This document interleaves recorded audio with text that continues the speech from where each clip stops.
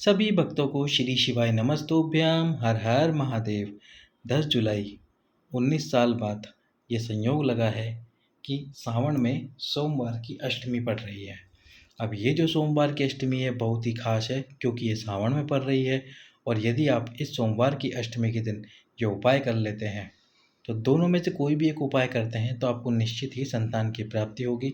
अभी कुछ दिन पहले मैंने एक पत्र अपलोड करा था जिसमें आपको बताया था कि एक माता बहन ने बेलपत्री के वृक्ष के नीचे जो उपाय बताया था सोमवार की अष्टमी वाला संतान की प्राप्ति का, वो किया था और उनको पुत्र रत्न की प्राप्ति हुई थी। आप भी यदि दोनों में से कोई एक उपाय कर लेते हैं तो निश्चित रूप से आपको संतान की प्राप्ति अवश्य ही होगी। तो आपको क्या करना है, खीर का भोजन बनाना है। खीर का भोजन बना लीजिए। खीर आप कोई सी भी बना सकते हैं। खीर बनाने के बाद में आपको बेलपत्री के वृक्ष के नीचे, जैसे ये बेलपत्री का वृक्ष है, इसके नीचे आपको थोड़ी सी खीर का भोजन लगा देना है, यानी कि थोड़ी सी खीर का भोग लगा दीजिए और एक दीप प्रज्वलित कर दीजिए लंबी बाती का, घी का, संतान प्राप्ति की कामना करके। अब आपको क्या करना है, एक ब्राह्मण और ब्राह्मणी को प्रदोष काल में दीप भी आप प्रदोष काल में जलाइए, भोग भी आप प्रदोष काल में लगाइए। प्रदोष काल कौन सा होता है? जब सूर्य अस्त होने वाला हो और अस्त होने के 45 मिनट पहले और 45 मिनट बाद का जो समय होता है वो कुल 1.5 घंटे का जो समय है वो प्रदोष काल कहलाता है। उसे प्रदोष काल की गणना कही गई है। तो आपको क्या करना है, प्रदोष काल में पहले भोग लगा दिया, दीप प्रज्वलित कर दिया, उसके बाद एक ब्राह्मण और ब्राह्मणी को बिठाना है। ब्राह्मणी की गोद में उनके बच्चे को बिठा दीजिए। अब उनको जो आपने खीर बनाई है उस खीर का भोजन करा दीजिए। दोनों को करा दीजिए, बच्चे को भी करा दीजिए, ब्राह्मण ब्राह्मणी और उनके बच्चे को। और उसके बाद में उनकी ही झूठी खीर, यानी कि आप पहले बोल देना ब्राह्मणी को कि आप आपकी झूठी खीर छोड़ दे थोड़ी सी। उसके बाद जिस महिला के संतान नहीं हो रही, गर्भ नहीं टेढ़ रहा, वह महिला इसी बेलपत्री के वृक्ष के नीचे बैठकर उनकी झूठी खीर खा ले। 3 महीने के अंदर अंदर उनका गर्भ ठहर जाएगा।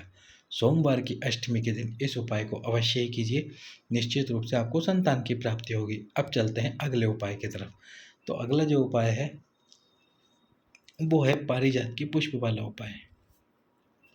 पारिजात का पुष्प इस प्रकार से दिखाई देता है। ये पारिजात का पुष्प होता है जिसका मध्य भाग केसरिया कलर का होता है और पीछे जो डंडी होती है ये भी केसरिया कलर की होती है। तो आपको क्या करना है, अब इस पारिजात के पुष्प की जो पीछे वाली डंडियां हैं उन डंडियों को तोड़ लेना है। कम से कम 30 से 40 या फिर 50 पारिजात के पुष्प ले लीजिए और उनकी पीछे की डंडी को तोड़कर सुखा लीजिए। सुखाना कहाँ है आपको, घर के अंदर, धूप में नहीं सुखाना है। और जब वो सूख जाए तो उनको मिक्सी में पीस लीजिए। अब आपको क्या करना है, एक पुष्प लेना है पारिजात का। सोमवार के अष्टमी के दिन आपको ये उपाय करना है। एक पुष्प लीजिए पारिजात का और उस पुष्प को लेके सबसे पहले ये जो माता अशोक सुंदरी का स्थान होता है इस स्थान पर समर्पित कीजिए।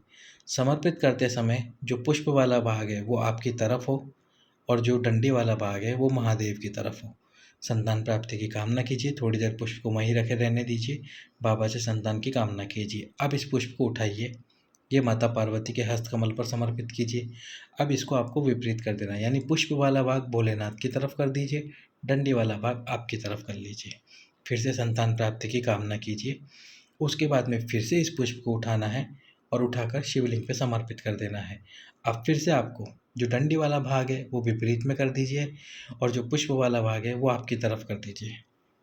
इस प्रकार से आपको ये पुष्प समर्पित करना है। तीनों बार एक ही पुष्प समर्पित करना है, अशोक सुंदरी से उठा के माता पार्वती के हस्तकमल पर और माता पार्वती से उठा के भगवान शंकर के शिवलिंग पर। और समर्पित करते समय पुष्प की डंडी किधर रखनी है, फूल किधर रखना है, वो मैंने आपको वीडियो में अच्छे से बता दिया है। उसके बाद में जो आपने पुष्प की डंडियों को पीसा था उसमें थोड़ा सा पानी मिलाइए, चंदन की तरह उसका लेप बना लीजिए। अब शिवलिंग पे आपको क्या करना है, उसका त्रिपुंड बना देना है। इस शिवलिंग पे आप त्रिपुंड बना दीजिए चंदन का।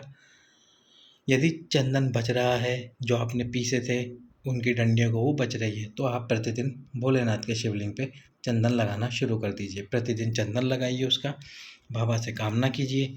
निश्चित रूप से आपको संतान की प्राप्ति अवश्य ही होगी। सभी भक्तों को श्री शिवाय नमस्तुभ्यम। हर हर महादेव।